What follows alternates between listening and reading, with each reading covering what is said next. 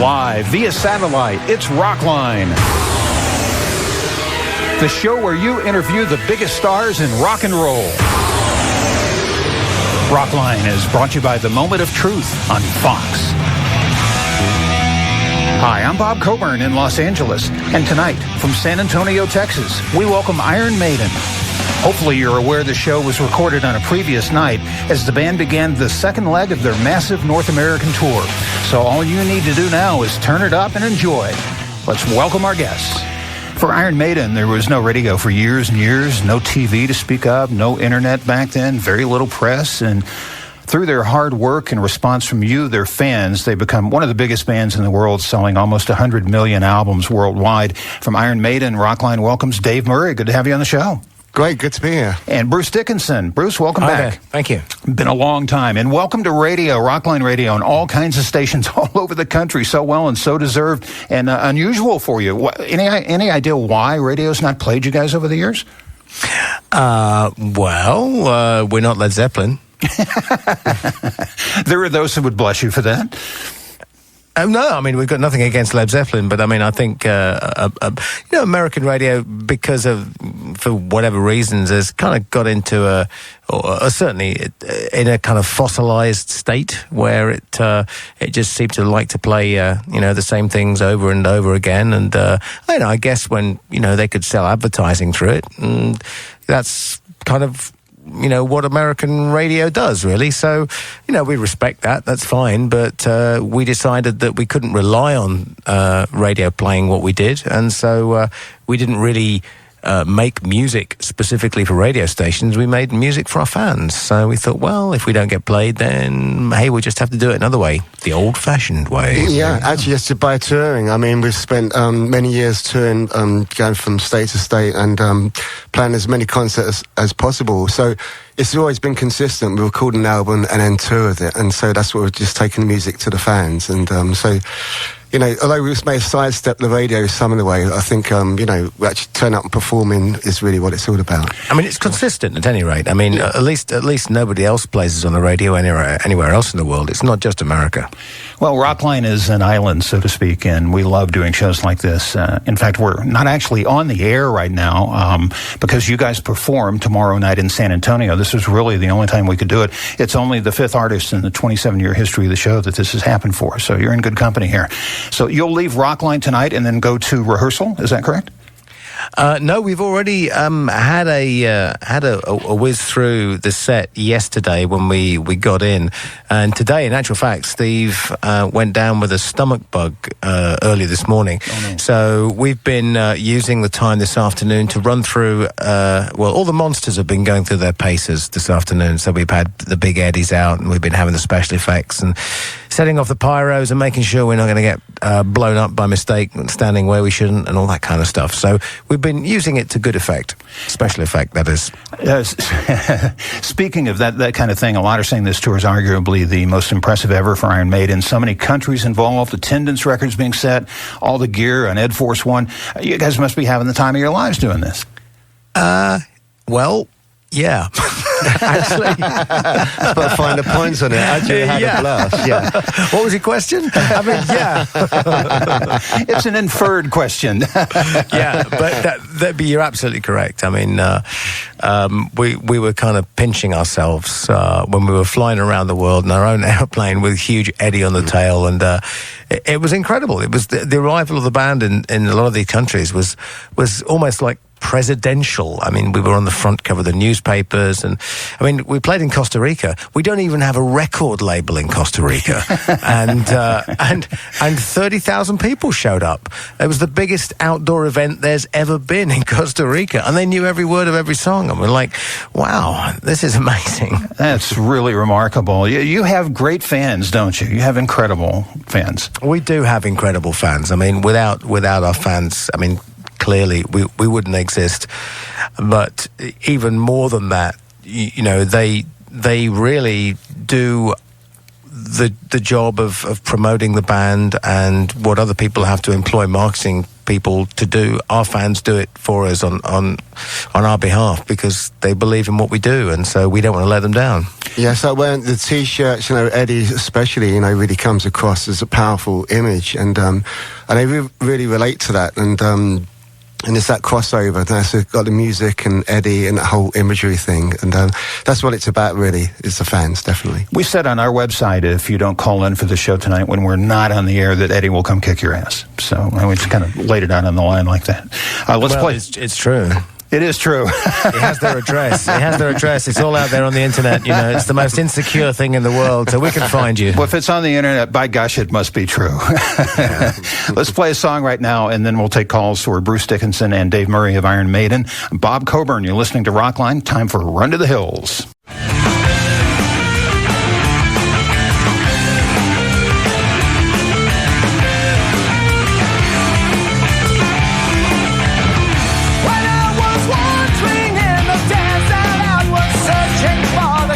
And a taste of Rainmaker by Iron Maiden. We're joined by Dave Murray and Bruce Dickinson, and your calls. We'll head to Austin and speak with Millen. Welcome to Rockline. I'm a big fan. I'm going to the show tomorrow night in San Antonio. I've got 2 questions for you. I'd like to know if there will be a companion soundtrack CD to go along with the upcoming DVD release of Made in England, and how many more DVDs can we expect in the history of Iron Maiden?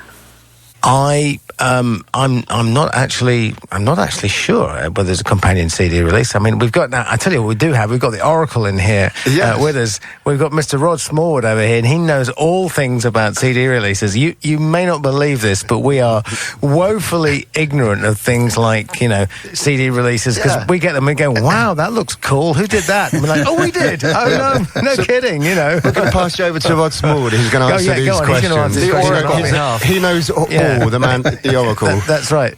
What's up with that? Thank you for dragging me away from my beer. But, we're not drinking beer on the radio, are we? No. We will. If you went to our website, ironmaiden.com, you'd find that the original idea to put Made in England out this year has been changed because the documentary coming early next year from the first part of the tour. So Made in England is now going to be put back by a year or two. And I've got no idea if it's going to have a CD with it or not. Well, that's what I mean. I didn't think we'd had CD. We do, but if we told you, we have to shoot you. Oh, okay. Right, there you are. Okay. So that's that. So basically, it's not coming out anytime soon. And the second question was, how many more DVDs are we going to be putting out? Mm-hmm. Yeah? That was it. Okay. Yeah. How many more DVDs are we going to be putting out? Well, I guess when people stop buying them and show lack of interest, and we run out of material and goofy things that we've done to put on them, I guess we'll stop. You know, I mean, we have a lot of material that we could put on DVDs. What we like to do is theme them around something that's, you know, fairly relevant. And certainly, you know, if again we announced our intentions to condense the history of the band into a series of appropriate DVDs, and at the moment we're doing the Power Slave years, so there'll be another at least 1 or 2 over the next 5-6 years. So don't worry about that. There'll be plenty more material. But as far as we're concerned, these are great opportunities to go out on tour. But not only that, we're going to be doing some new albums as well and new material. So we're very excited about that also. Good to hear. Let's move on from Diamond Bar in Southern California. Matt, you're on Rockline with Iron Maiden. Hey, guys, look, right off the bat, I saw your one-night stand at the Forum in L.A. this year, and it was a fantastic show. What I wanted to know, I heard a rumor, Bruce, that when they slapped the Lakers jersey on Eddie, you were none too pleased with it. Was that true?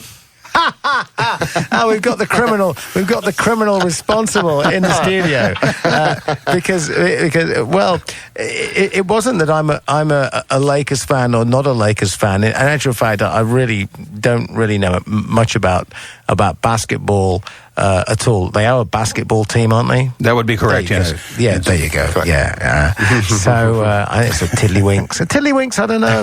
Ladies tiddlywinks. Maybe that. 40 winks. But anyway, so it sounded like a good idea at the time, and it was such a performance getting this jersey on. And I looked out at the audience, and the audience were like, "What is going on here? Why is Eddie wearing like a basketball T-shirt, jersey, whatever the technical term is?"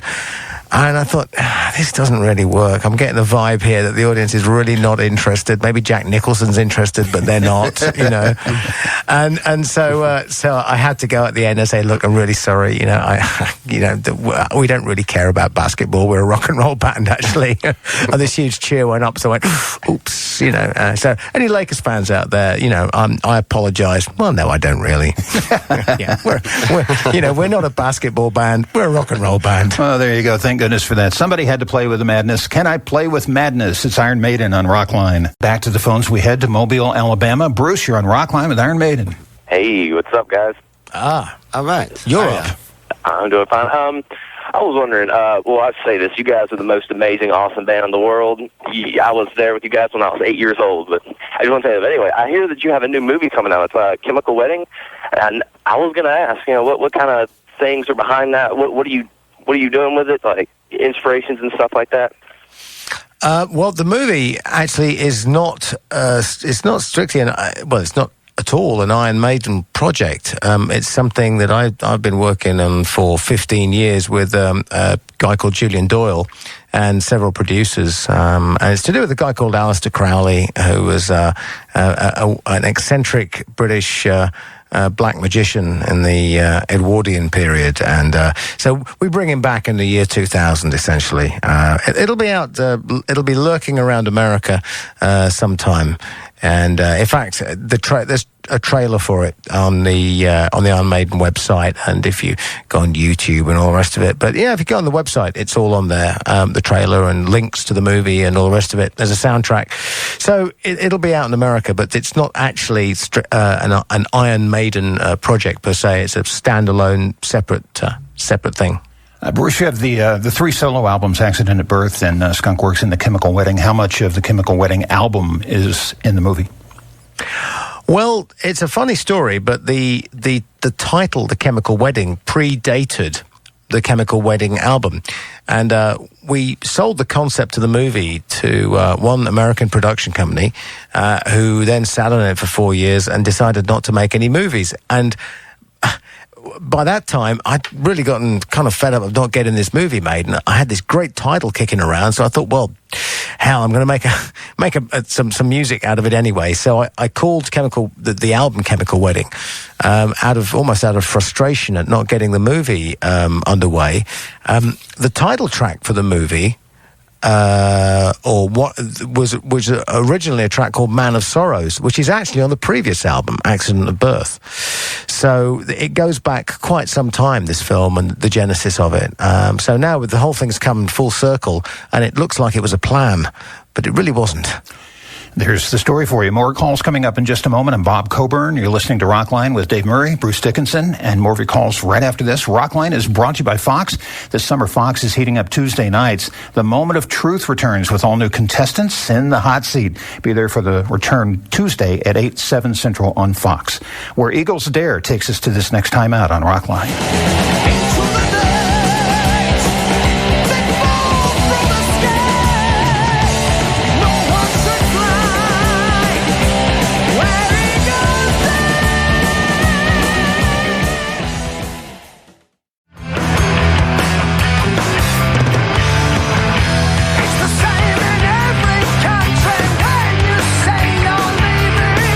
And welcome back to Rockline. These colors don't run. I'm Bob Coburn, joined by Bruce Dickinson, Dave Murray, and your calls at 1-800-344-ROCK.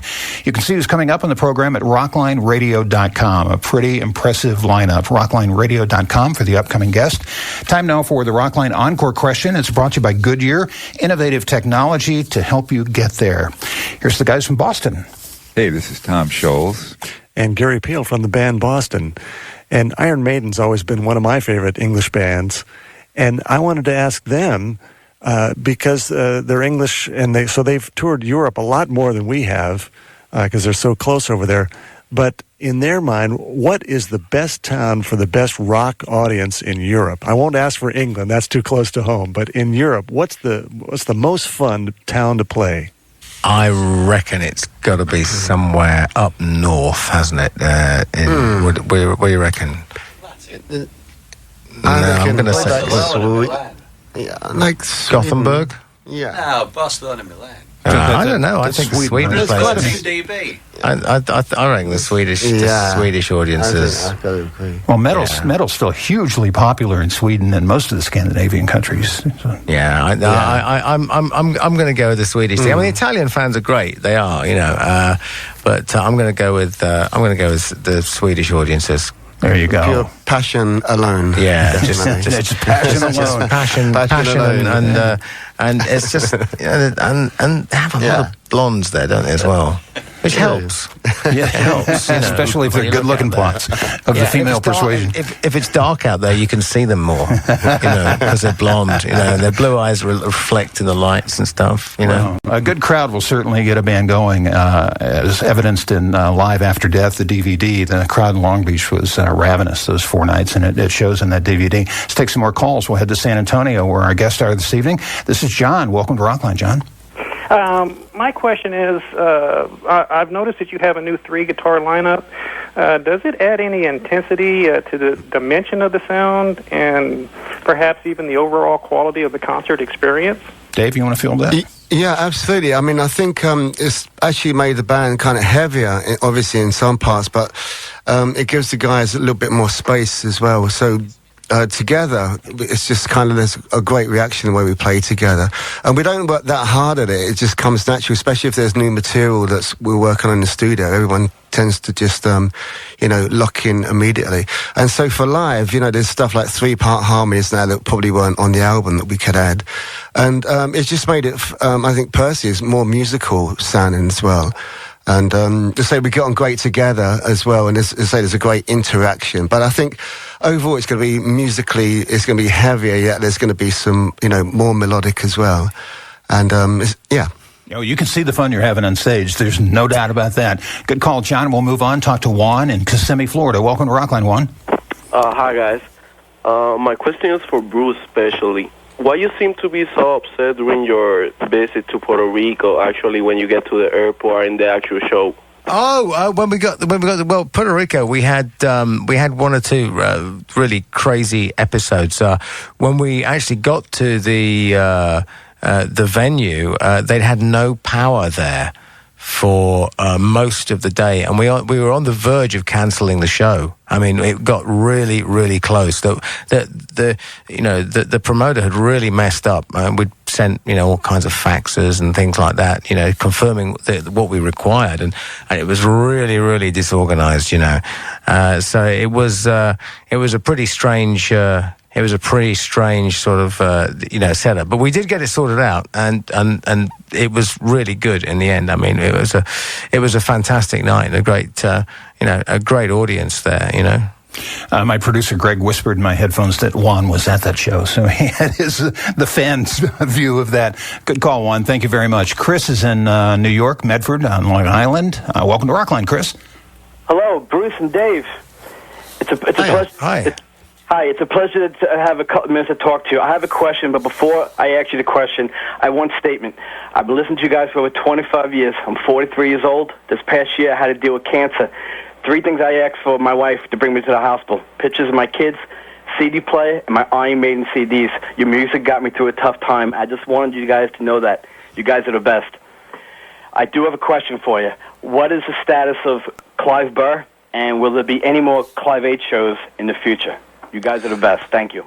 Well, I'm really pleased that you managed to get through what must have been a pretty, worrying time. I'm not sure how I'd deal with something like that myself. But it sounds like you did really well. I'm glad to hear that we could be of a small assistance there, although I think you probably did most of it yourself and the docs and what have you. But Clive, I mean, I can't lie about this. Clive is quite poorly, and he has good days and good days and less good days, but it's not getting any better. But we've the Clive Aid Fund, if you like, is doing just fine. Clive Aid itself runs its own series of concerts from time to time. If there is a big event or a big chunk of costs that needs to be covered, structural stuff for his house, or I mean, we had to start installing chair lifts and things like that for him. Then we top it up, and we'd always consider doing another Maiden show. I mean, the last Maiden show we did, we raised a lot of money for him at Brixton, and I have to say it was a stunning show as well. I mean, I really, really enjoyed it. It's one of the highlights of the year, was playing at a small theatre with 4,500 people that are doing it. So we don't rule it out, but it's not. If we need to do it, we'll do whatever we need to do to support Clive, basically. We'll send this song to Clive and to Chris, our caller, because they're troopers. It is The Trooper by Iron Maiden on Rockline. I'm Bob Coburn, and up next is Mike from Coeur d'Alene, Idaho. Welcome to Rockline, Mike. Hi. I want to say it's an honor to speak with Dave and Bruce today, as well as my daughter and I enjoyed the show in L.A. Fantastic. Very first show you did in the USA. Great show. Thank you, gentlemen. My question is actually for Dave. Dave, being a great guitarist that you are, what was the very first song that you ever learned to play all the way through and play it well? Well, thanks. I appreciate the compliment there. Your faith. I've got to think about that. It's quite a few years. I mean, obviously it started off like everybody with a cool book, and basically it was I had this big Beatles cool book. There were lots of their songs in there, and so I just started strumming out some of those old Beatles songs from the 60s. But something like Eleanor Rigby, something like that, some real kind of E minor, seventh kind of thing. But I mean, I think it's obviously the more you play and practice, and you kind of just develop a style, and but mainly it's to play to and enjoy yourself. That's the main thing about it. And who wasn't influenced by the Beatles? That's right. Yeah. Yes. Yeah, I think absolutely. everyone. Yeah. Mike, thanks for calling. We'll talk to Zach now, who's located in Big Spring, Texas. Welcome to Rockline, Zach. Hello, and welcome back to Texas. It'll be nice to see you guys again. My question is, are y'all going to do any more tour dates for A Matter of Life and Death in the U.S.? It was a great album, and I'd love to see it live. Boy. Well, the short answer is no, because that tour has been and gone, sadly. I agree with you. I'm incredibly proud of that record. I think it's one of the best records we've ever done. I know bands always say that, the last album is always the best record they've ever done and everything, but I really do genuinely believe it, that it stands up there with, the equal of one of the best 3 or 4 records we've ever done. But no, there's no plans to bring it back, although in the future, clearly when we come back on future tours, then we'll be dipping into all those albums that we've been making recently. Right now, though, the band is focusing on the music of the 80s, and there's the brand new CD, Somewhere Back in Time, the best of 1980 through 1989, and this is Wasted Years for you on Rockline.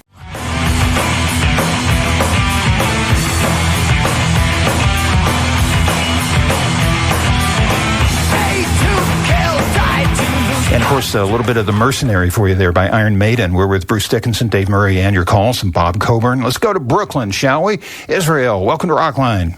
Yeah, Dave, you first. Do you ever plan on doing a solo album? Actually, at the moment, I have no plans. I mean, I enjoy, putting 100% into Iron Maiden, and then in between, either touring or making albums, I tend to just kind of, chill out and relax and everything. And so basically, I like to focus all my energy in one place, But you never know, maybe one day.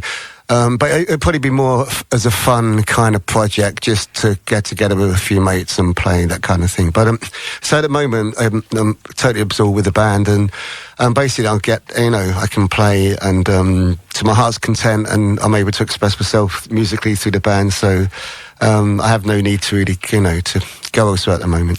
Certainly a lot to fulfill you there with the band. I believe you had a second question. Sounded like. Yeah, and Bruce. Most singers, as they get older, they lose some of their abilities in their voice, but you just you get better. How do you do it?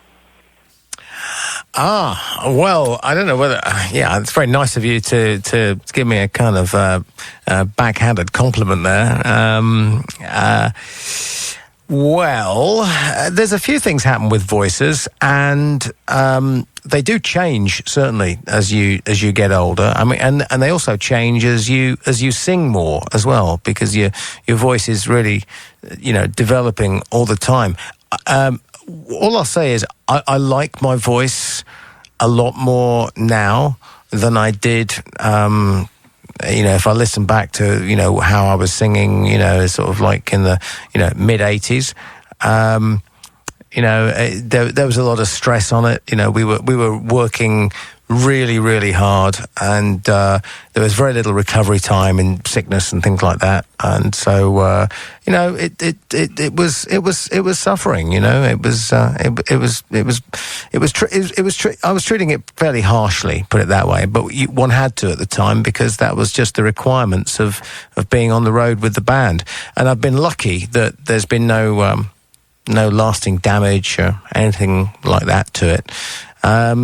Certainly, I think when I left and had my 5 years doing solo albums, I took the opportunity to go and experiment with different styles of singing, different ways of singing. And when I came back to the band, I think I was a better singer as a result. I really do think that. So. I think I can sing a lot of the songs from the 80s, said he, looking for a piece of wood to touch wood. I think I can sing a lot of the songs from the 80s now, probably better than I did back then. I actually think as a band we're playing those songs collectively much better now than we did back then, because we were very excited, but we didn't have nearly as much experience as we've got now. And sometimes the excitement translated into everything being a race to the finish. Whereas now we've got the confidence to sit back and give the songs really the space and the power that they deserve, And that helps me as a singer too, because when everything, when the engine is really firing up at the right speed, then the vocals go pretty much, as they were designed to. So, long-winded answer, but there you go. I'm a long-winded singer. Things change and evolve, Dave. I'm sure your guitar playing's changed over the years, too. Absolutely. I mean, I think, early on, it's probably a bit raw and rough at the edges, but I think, as you get older, just try to be a bit more melodic nowadays, really, as far as melody goes and playing. But I think ultimately, though, with the band, it doesn't help but push you to the edge and to the limits of your playing. So, when we go out and play live, everything, we know what's coming up, but everything's still on the edge, and it's kind of at a great kind of high adrenaline kind of pace set. But, I think trying to be more melodic is like the key issue nowadays. Yeah. We'll traipse from Brooklyn to Phoenix, Arizona now. Welcome Miguel to the show. Hi, Miguel. You're on Rockline with Bruce and Dave from Iron Maiden. Hello, hello, Dave. Hello, Bruce. I saw you guys in LA. It was my first show. It was great. And I'm going to see you guys next Monday in Phoenix. Okay, my two questions are, first, I'm Colombian, so I just want to know what are your plans to come back to Colombia in the next 5 or 10 years? There's that's the first question. Okay. Are we going to come back to Colombia in the next 5 to 10 years? Well, we're definitely going to be back within the next 5 years. Maybe sooner than you think. And a minimum 3 times. Minimum, yeah. We'll be serving a minimum term of less than 5 years. Over a period of 3 times, yeah. 2 to 5 is the phrase, I believe. 2 to 5. Okay. Actually, we might get 3 for good behaviour. That's right. It's like that jazz guy. What's his name? Thelonious Monk. There you go. Miguel, what else you got? Okay, I have a question. I've been reading in the Iron Maiden fan club forum, and in some of the posts says that you guys might do a tour in 2011 or later with the stuff of the 90s, with the song of the 90s, with the albums after 1990. So is that kind of a plan? I couldn't possibly. 2011. Hang on, just a second. Hang on. What year? What day is it today? I was going to say Miguel is a futurist, obviously. Yeah, that's right. Hang on. Optimist. Optimist, a futurist.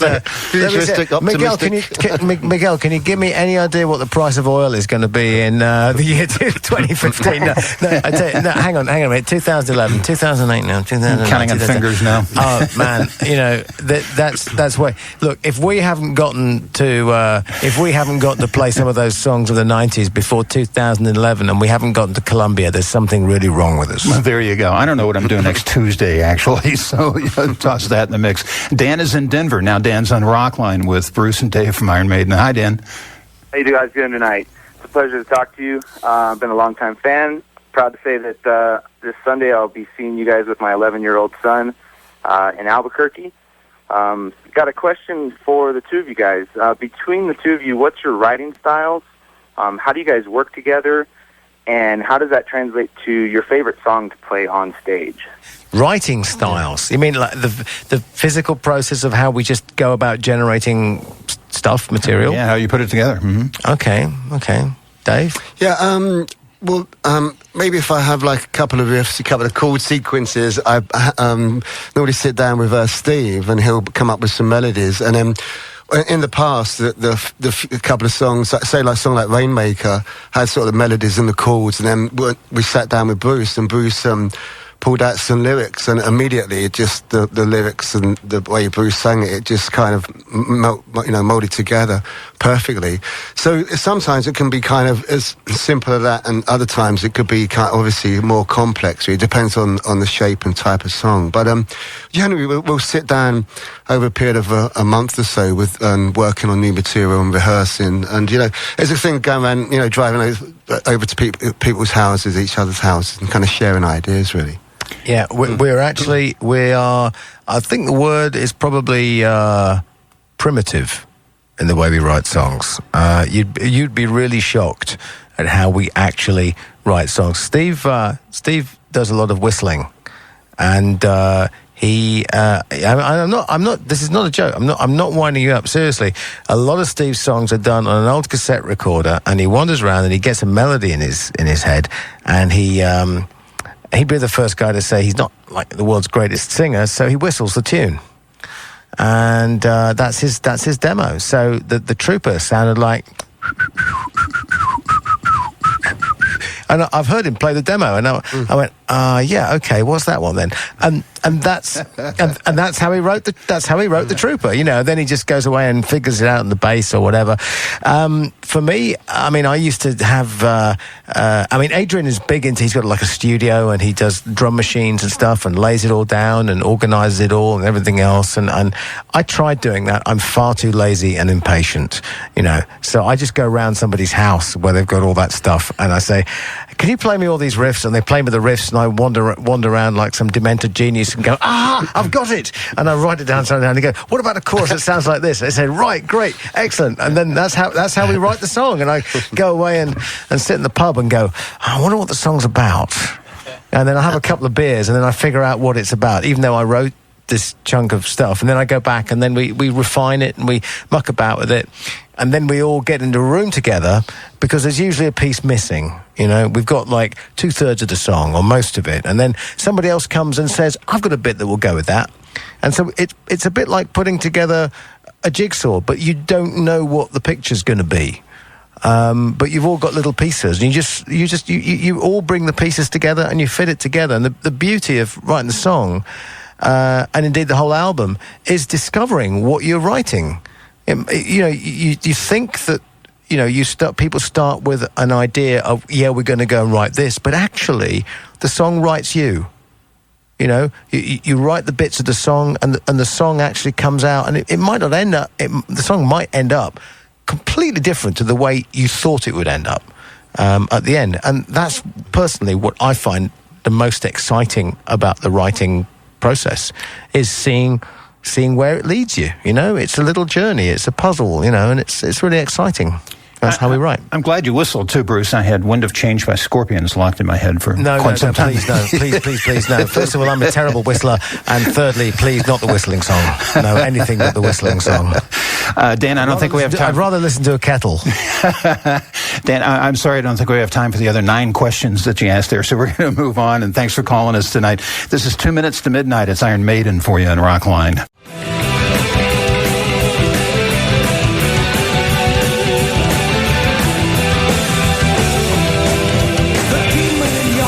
Only the good die young. Welcome back to Rockline. I'm Bob Coburn, joined by Dave Murray, Bruce Dickinson, and your calls. Said to Oklahoma, to Bartlesville. Welcome Robert to the show. Hi, Robert. Hey, man, I've been a Maiden fan for about 6 years. Somewhere in Time is my favorite album. Me and my friend Mark are driving from Bartlesville to San Antonio to see you guys. I never thought I'd get to see you. Thank you. Thank you. Thank you. See you tomorrow. I got 2 questions for you guys. First, did the Ozfest incident become the downfall of Ozfest in general? The what became the what? Did the Ozfest incident where the power was cut on you and you were being pelted, do you think that led to the downfall of Ozfest? Some people say that's the case because it's essentially one date this year, one city, that's it.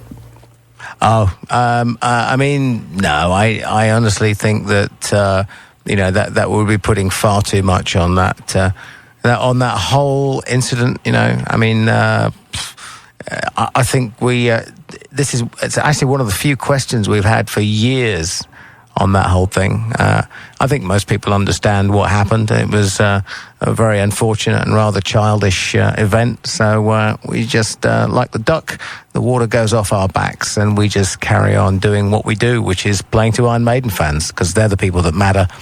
Yeah, there you go. Well stated. Not anybody else, And I think the only people that lost out that day were the fans that were watching the show. Robert, what else do you have? Bruce, what influenced you to become a pilot? I think it's so cool that you're flying the band and the crew around the world.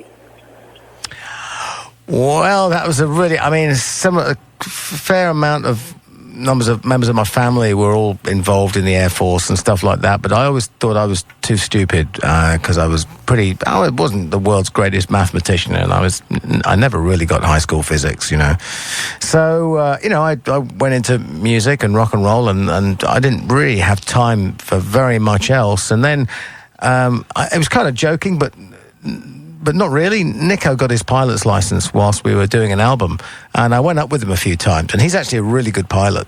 And I was fascinated by what was going on, and I thought, well, golly, drummer, if he can do it. Bada bing.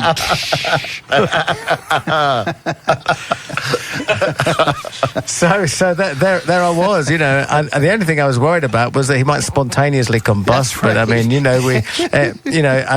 we had but seriously, no disrespect to Nick. I mean, he's a fabulous pilot, and I thought, God, if he can do it, maybe I should just try it out and see what happened, and. It was in Kissimmee, Florida, and it's just a little chug-a-boom Cessna, $35 trial lesson, and I did it, and wow, it changed my life, So I would say that anybody that's worried about their intellectual ability and stuff like that, if you really want to be a pilot, then go for it, because if you have that passion for it, then whatever it takes, you'll do it, and you will in the end get there. So I would encourage people to, if it's something they really want to do, to go for it, and you'll know immediately. As soon as you do something like that, you figure out whether or not it's in your blood or not. There you go. Good call. Thank you very much, Robert. By the way, all the tour dates are at ironmaiden.com, so you can log on to the internet and see when they're headed your way. A lot of rock and rollers have turned to being pilots. Keith Emerson, David Crosby, David Gilmour, and, of course, Bruce Dickinson. It is time now for The Number of the Beast, Iron Maiden on Rockline. Bob Coburn, joined by Dave Murray, Bruce Dickinson, and your calls. We head to Portland, Oregon to talk to Corey. Hi, Corey. Hey, Corey, how you doing, man? Good to have you on. Just wanted to say, up the irons. Thank you. That's a nice warm welcome. Yes. That You're was happy. my simulation of my Bruce Dickinson scream. Two questions for the boys tonight. First question, in their opinion, why has British metal been able to stand the test of time while other metal has fallen by the wayside? I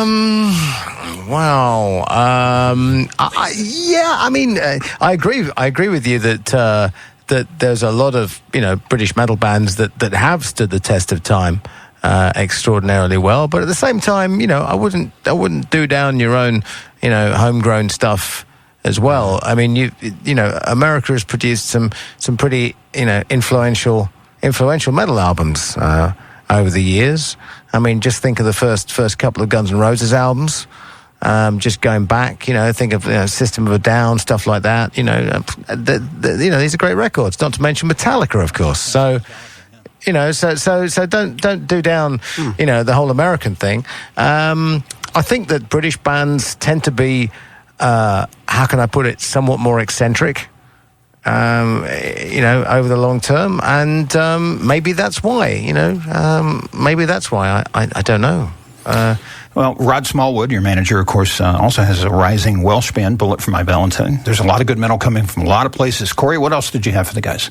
Well, the second question was, I understand your latest video is called Rainmaker. My question to you is, do you enjoy making videos? And speaking of videos, here in Portland, back in the mid-'80s during the Aces High video, you wore a KGON T-shirt. That's the station that I'm listening to tonight. Yeah, back in the day, I was wearing a KGON T-shirt because I remember cutting the holes in it myself and taking the sleeves off and everything else. And we got a lot of free T-shirts back then, and we couldn't figure out what else to wear on stage, so we just wore whatever was going. KGON were back then. They did cool stuff with us, and they kind of supported us back then. But yeah, a Rainmaker video. Actually, I think we may have had one or two videos since then. Yeah, it's a couple albums ago for that. But never mind. I enjoyed making the Rainmaker video, although I did get soy sauce in my eyes. Yeah. Oh, ouch! Yeah. No, we had medics on stand for soy sauce because they were squirting all this black, when the rain happened, and there was regular rain, and then at the end there was like the symbolic heavily black rain, and the black rain was actually huge lumps of soy sauce being squirted. This is nasty stuff when it gets in your eyes, apparently. We had nurses and medics and stuff like that, and there was a particularly unpleasant incident involving a girl, a naked girl, painted silver, dressed in a beak and feathers and an egg. And I'll just draw a veil over that one because that was for the director's benefit. Was that a director's cut? That was a director's cut. Don't try that at home, folks. The early bird catches a worm. It sounds like the beginning of a joke, too. A naked woman, painted silver, walks into a bar. That's fantastic. What a fun night. Holy smoke. We're back in just a moment on Rockline. That was another good video. Holy smoke. It's plenty bad bridges for the devil to smoke. Feet on in, feet first. This is no joke. This is thirsty work. Making holy smoke. Scream for me, Long Beach. Just a little smidgen of revelations for you there. Welcome back to Rockline. I'm Bob Coburn. We've been joined by Dave Murray, Bruce Dickinson, and your calls throughout the evening. What a wonderful night. Thanks for listening. Thanks for calling. Thanks to our affiliate stations, to L.A. Lloyd and Robert Fields at KISS in San Antonio for hosting the guys tonight. My good pal Elliot Kendall and Todd Nakamini, also a good friend of mine in U Music. Rod Smallwood. Rod, you've been fantastic in helping set this up and participating in the show tonight as well, come to think of it. Rod runs Phantom Music Management. And, of course, to the entire Iron Maiden family and to our guests this evening, Bruce Dickinson and Dave Murray, thanks for taking the time. It's way overdue. Glad to give you some radio exposure. And know that the door is open for you guys anytime you want to walk in, all right? Thank you. Really appreciate it. Actually, it wasn't. It was locked, and we couldn't get into the station. We were stuck outside for hours. We were trying to get in. we couldn't find our way into the station. We were hammering. We were going to get the fire axe out. In fact, the janitor pointed us in the right direction. He did. Yeah. He did say. He said, "Welcome to America." He said, "You guys play in a band?" And we went, "Yeah." And he said, "Do you play guitar?" And I went, "Yeah, no." But this is a true story. I called Elliot Kendall and said, "Elliot, we're approaching showtime. They're not there." And he called back and he said, "They're locked outside the building." That's right. That's true. Well, that actually might be on a video camera, though. Probably on YouTube now, actually. Yeah, that's right. Yeah. A bonus for the DVD for disc 2. There you go for the next one coming out. What a fun night. That concludes it, though. I'm BC, and I'll be seeing you. Rockline has been brought to you by The Moment of Truth on Fox. Rockline is produced by Greg Jernigan and mixed by Jimmy Rash. Thanks to Chris Martin and David Brown for their invaluable contributions. And to Jamie Sutton and Valley Sound Studios, the home of Rockline. I'm Bob Coburn, and I'll be seeing you.